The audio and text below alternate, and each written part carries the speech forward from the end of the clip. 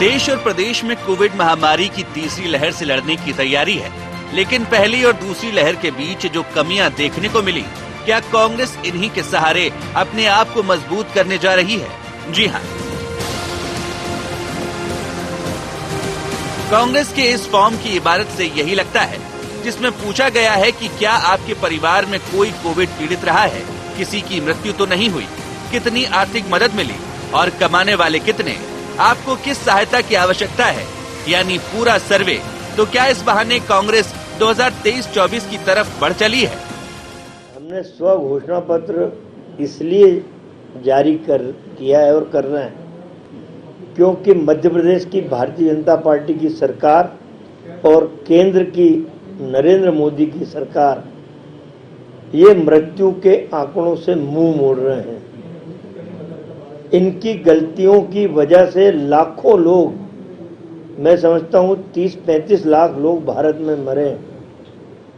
गंगा में बहती हुई लाशों के दृश्य देख लो, शमशान घाट में 1 इंच जगह भी नहीं है, आग धधक रही है 24 घंटे। ये आंकड़े बताते हैं। मेरा अनुरोध है कि 4 लाख रुपए प्रत्येक मृत को केंद्र सरकार दे और प्रत्येक राज्य सरकार 1-1 लाख रुपए दे, कम से कम 5 लाख का मुआवजा। कांग्रेस पहले भी मौत के आंकड़ों को लेकर सवाल उठाते रही है और अब इस बहाने घर घर पहुंचेगी, लेकिन बीजेपी कांग्रेस से पूछ रही, परेशानी में क्यों जनता की याद नहीं आई? बेहतर होता कि कांग्रेस अपनी राजनीतिक जिम्मेदारी को समझती और जब कोविड का संक्रमण था, चाहे पहली लहर हो चाहे दूसरी लहर हो, उस लहर के समय पूरी की पूरी कांग्रेस क्वारंटाइन हो गई थी, पूरी की पूरी कांग्रेस आइसोलेशन में चली गई थी। एक भी नेता जनता की सेवा करने के लिए सड़क पर नहीं आया। एक भी नेता, चाहे राहुल गांधी जी से लेकर सब ट्विटर सब खेलते रहे, और अब उसके बाकी सब चीज़ों को निकालना, ये सब चीज़ें करना। मध्य प्रदेश में भारतीय जनता पार्टी की सरकार ने माननीय शिवराज जी के नेतृत्व में जितनी बेहतर हो सकती है, हम क्या स्वास्थ्य सेवाएं दे सकते हैं, क्या उनकी मदद कर सकते हैं, ये सारे प्रयत्न हुए। सुप्रीम कोर्ट कोविड पीड़ित परिवार को मुआवजे की बात कह चुका है और अब कांग्रेस भी इसके सहारे अपनी नैया पार लगाना चाहती है। लेकिन बड़ा सवाल, क्या कांग्रेस के एक तीर कई निशाने का काट बीजेपी ढूंढ पाएगी? आउटपुट हेड आकाश सेन की रिपोर्ट।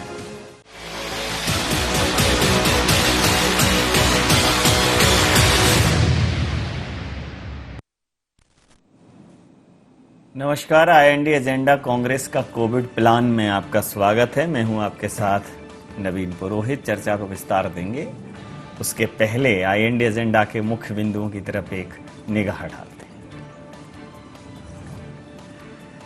क्या पोस्ट कोविड एनालिसिस के सहारे अपना अवलोकन कर रही कांग्रेस? क्या सुप्रीम कोर्ट के फैसले से मिला कांग्रेस को बल? क्या उपचुनाव से पहले घर घर जाकर खोया विश्वास हासिल कर पाएगी कांग्रेस? भारतीय जनता पार्टी का मुआवजे के सहारे मरहम नहीं सियासत चमकाने का आरोप कितना जायज? नमस्कार, इन्हीं सवालों के साथ चर्चा में आप सबका पुनः स्वागत है।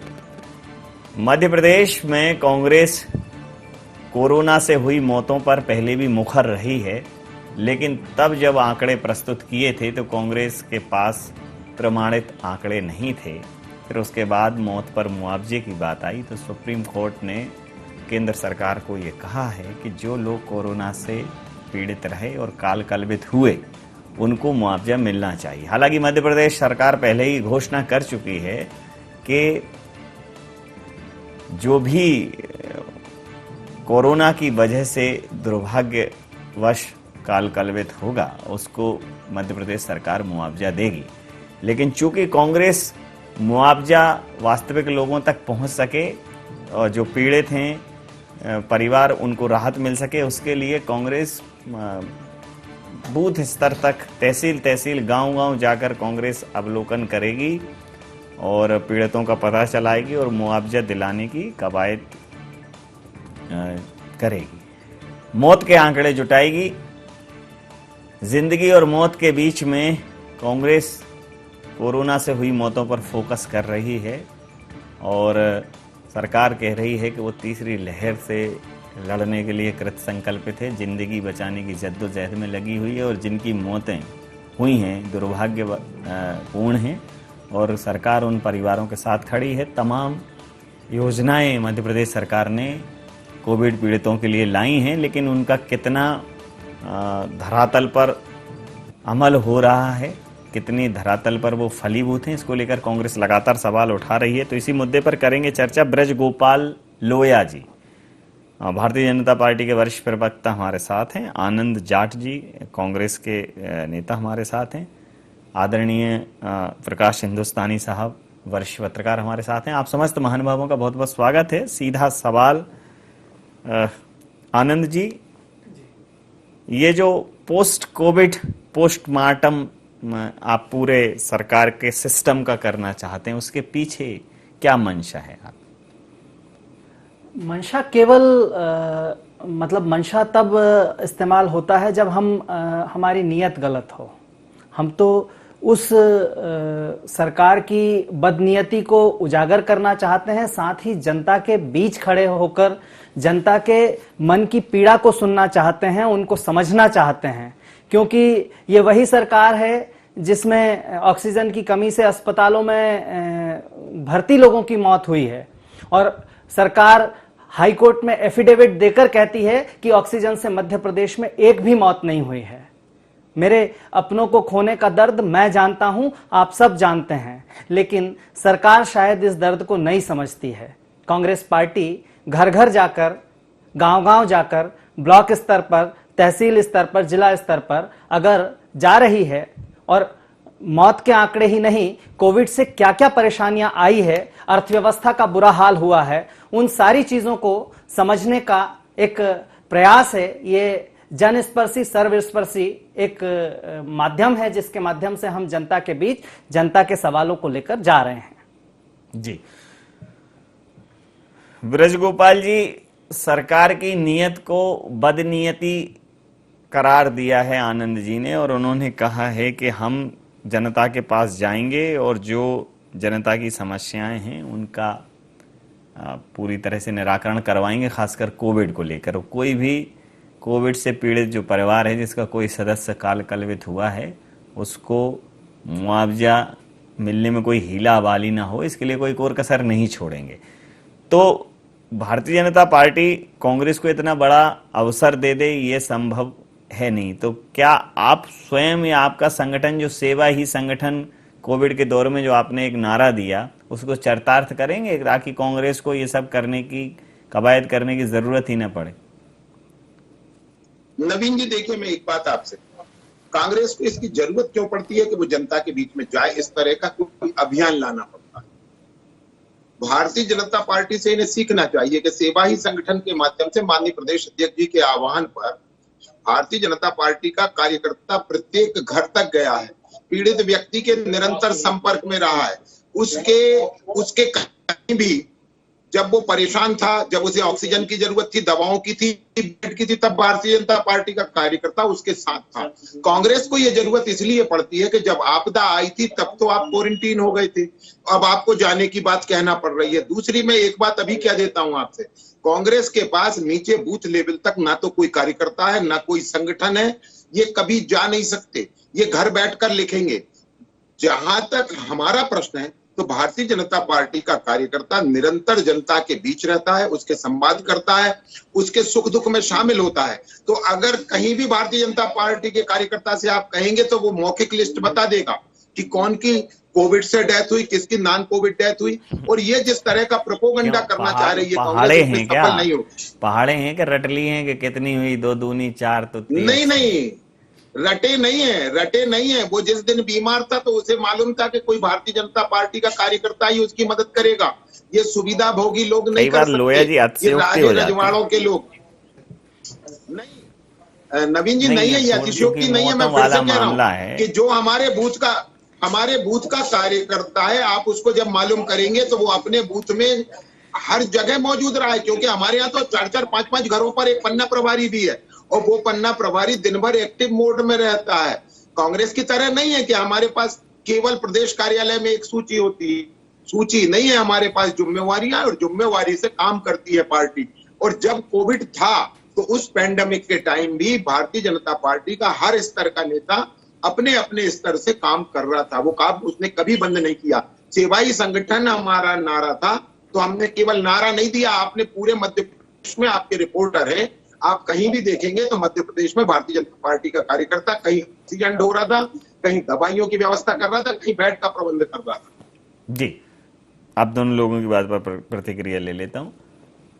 प्रकाश सर, जिस प्रकार से सुप्रीम कोर्ट का जो फैसला आया है मुआवजे को लेकर, उससे ये बात स्पष्ट हुई है कि सरकार, जो भी लोग दुर्भाग्यवश काल कलवित हुए हैं कोरोना की वजह से, उनको मुआवजा सरकारों को देना चाहिए।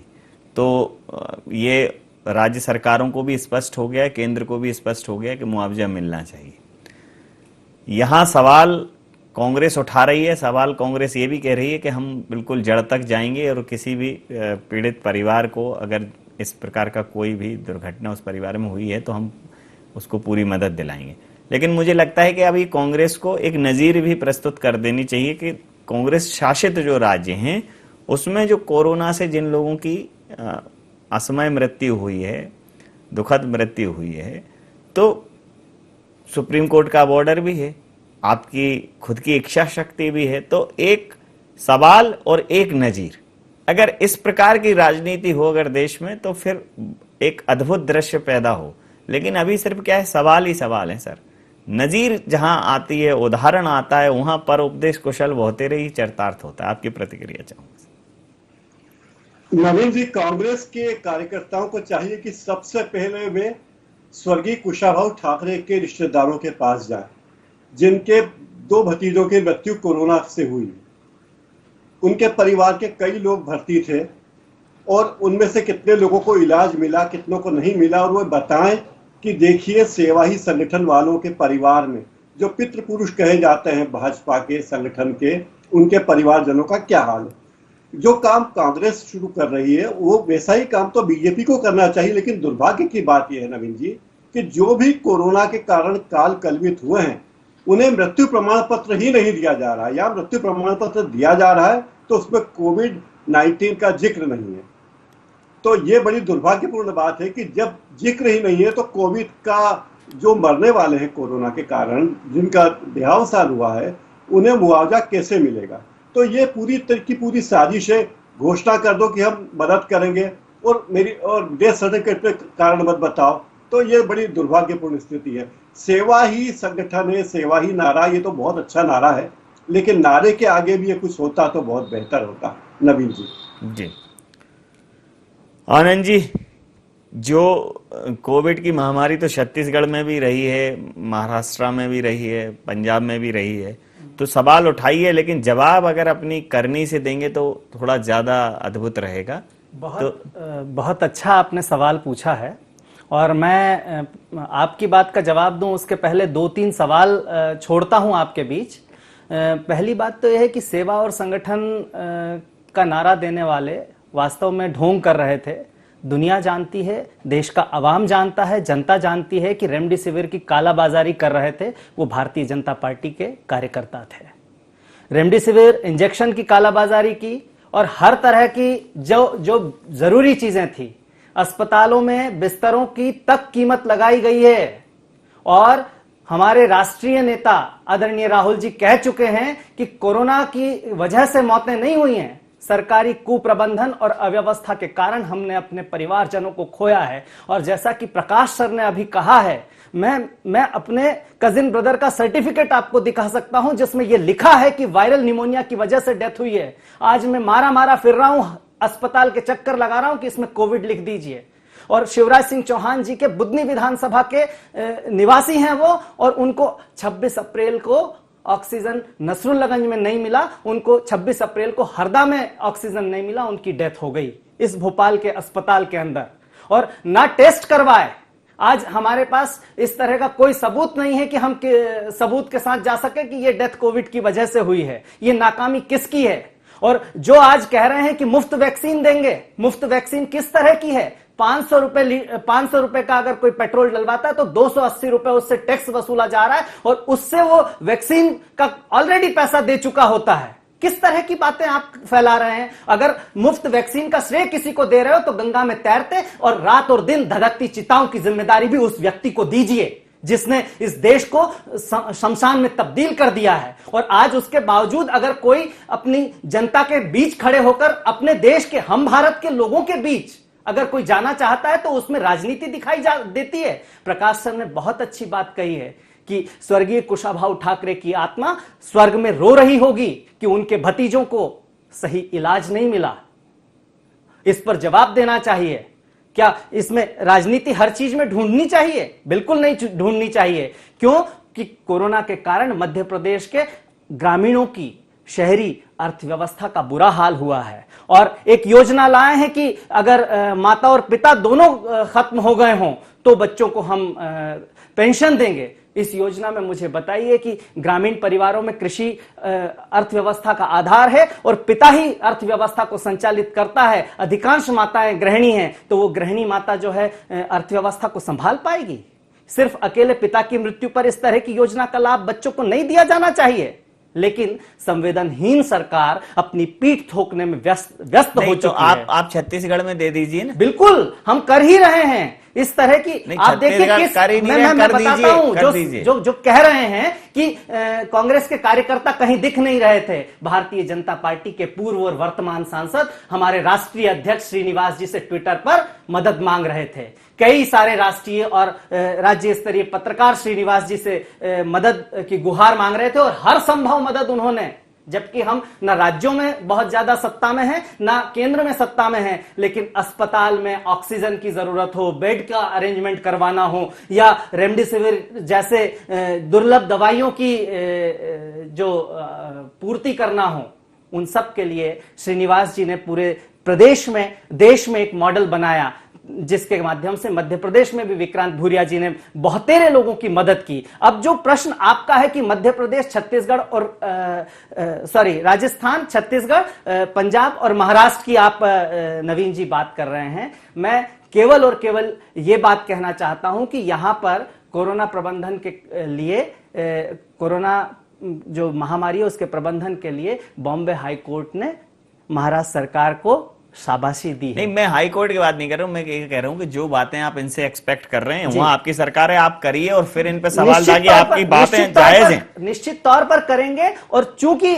मध्य प्रदेश में हम ये एक तरह का सर्वे कर रहे हैं और हम चूंकि मध्य प्रदेश के बारे में जैसे छत्तीसगढ़ में आप एक लाइन की योजना बना दीजिए कि जिस भी परिवार का पिता माता में से कोई भी एक सदस्य गया हो, आपने जो बात कही बहुत वाजिब बात है, लेकिन वो अगर आप लागू कर देंगे तो कम से कम इनको एक आईना देखा पाए। निश्चित तौर पर इस तरह की योजना छत्तीसगढ़ के मुख्यमंत्री ब्रजगोपाल जी, बड़े संगीन आप पर आरोप हैं, संवेदनहीनता के आरोप हैं और आरोप ये हैं कि सिवाय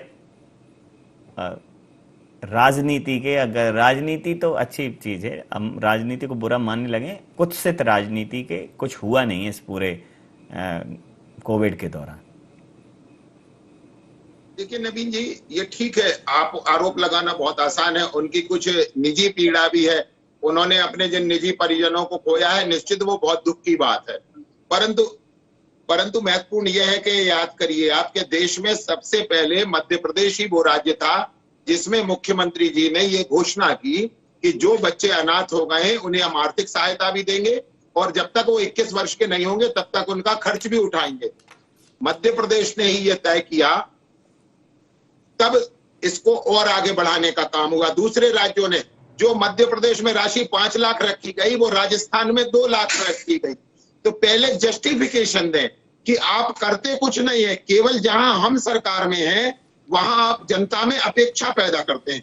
दूसरी बात, हम ये मानते हैं कि बहुत लोगों ने जो अपनों को खोया है उसका दुख उन्हें भी है और हमें भी है, परंतु सुप्रीम कोर्ट ने यह भी कहा है कि राशि क्या हो ये सरकारें तय करें, क्योंकि सुप्रीम कोर्ट यह भी समझ रहा है कि सरकारों की भी एक व्यवस्था है और अर्थव्यवस्था की अपनी एक स्थिति है और उसके आधार पर सरकार ये मूल्यांकन कर रही है कि वो कितना देने में सक्षम है और वो कितना और किस तरीके से देगी।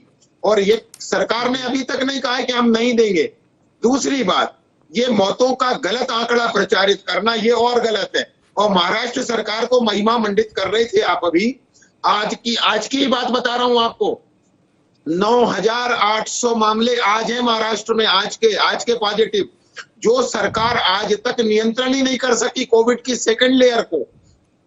आप देखिए, जहां आप सरकारों में है वहां बहुत अफरा तफरी का माहौल है, विश्वसनीयता का अभाव है।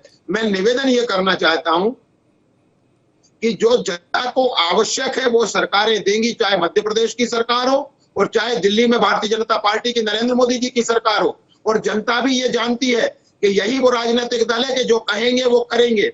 ये कांग्रेस की तरह नहीं है कि एक फॉर्म लेके घूमेंगे। ऐसे फॉर्म आपने कर्ज माफी के भी भरवाए थे, ऐसे फॉर्म आपने उनको सर्टिफिकेट भी जारी किए थे, परंतु कहीं कुछ नहीं हुआ। ये बड़ा दुर्भाग्यपूर्ण है कि जिस राजनीतिक दल को आनंद जी कुछ कहना चाहते हैं, आनंद जी कुछ कहना चाहते हैं, कर लीजिए, 1 to 1 कर लीजिए, 1 to 1 चर्चा कर लीजिए। आनंद जी कुछ कहना चाहते हैं, 1 to 1 चर्चा कर लीजिए। आनंद जी कुछ कहना चाहते हैं, 1 to 1 चर्चा कर लीजिए। जी आनंद जी बोलिए, सीधी बात कर लीजिए। मैं सिर्फ इतनी सी बात कहना चाहता हूं कि जब देश के प्रधानमंत्री राष्ट्र के नाम संबोधन दे रहे थे तो 4 लाख रुपए प्रति व्यक्ति जिसकी कोरोना महामारी के कारण असमय मृत्यु हुई है उसको देने की बात सबसे पहले मार्च 2020 में, अगर प्रधानमंत्री के राष्ट्र के नाम संबोधन को आपने ढंग से सुना होता तो 4 लाख रुपए की बात सबसे पहले प्रधानमंत्री ने कही है। और आज आप उस बात को खुद ही उनकी सरकार यू टर्न पर जाती है और आप सुप्रीम कोर्ट के पीछे छुप नहीं सकते। सुप्रीम कोर्ट ने आपको जगह जगह लताड़ा है, बार बार लताड़ा है, और उस दर्द को, उस दुख को आप कैसे जस्टिफाई करेंगे जो हमारे अपनों को खोने का हमें है, उस दर्द को आप कैसे जस्टिफाई करेंगे लोया जी? देने वाले चलिए। और उसके बाद एक महत्वपूर्ण बात मैं बताता हूं कि जब ऑक्सीजन का निर्यात का फैसला आपकी केंद्र सरकार करती है, जब रेमडेसिविर का निर्माण और आयात की जानकारी समय सीमा के अंतिम चरण में, राज्य सरकार की जिम्मेदारी कहां आती है? समय सीमा के अंतिम चरण में प्रकाश जी, कांग्रेस पूरे कोरोना काल में कांग्रेस ने जो भी बातें की हैं वो बहुत वाजिब हैं, लेकिन उन बातों में और मजबूती आ जाए अगर कांग्रेस केंद्र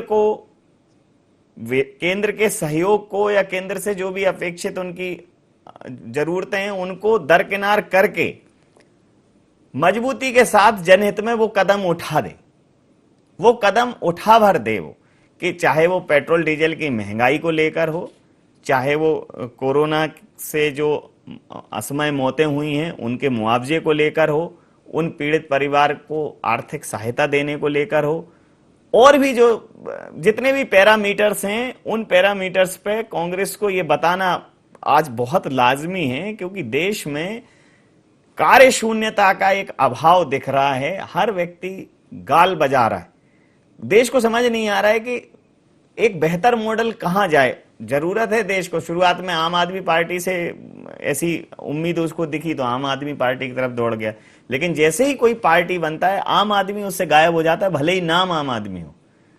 अंतिम प्रतिक्रिया के साथ चर्चा समाप्त करूंगा। नवीन जी, जब कोविड-19 के बारे में सुप्रीम कोर्ट ने कोई बात कही है, सरकार ने, केंद्र ने उसके बाद ही कार्रवाई की है। स्वविवेक से सरकार ने कोई कदम उठाया नहीं, चाहे वैक्सीनेशन का ही सवाल लो, मुफ्त वैक्सीन की बात हो तभी यही कहा गया, सुप्रीम कोर्ट के डंडे के बाद कहा गया।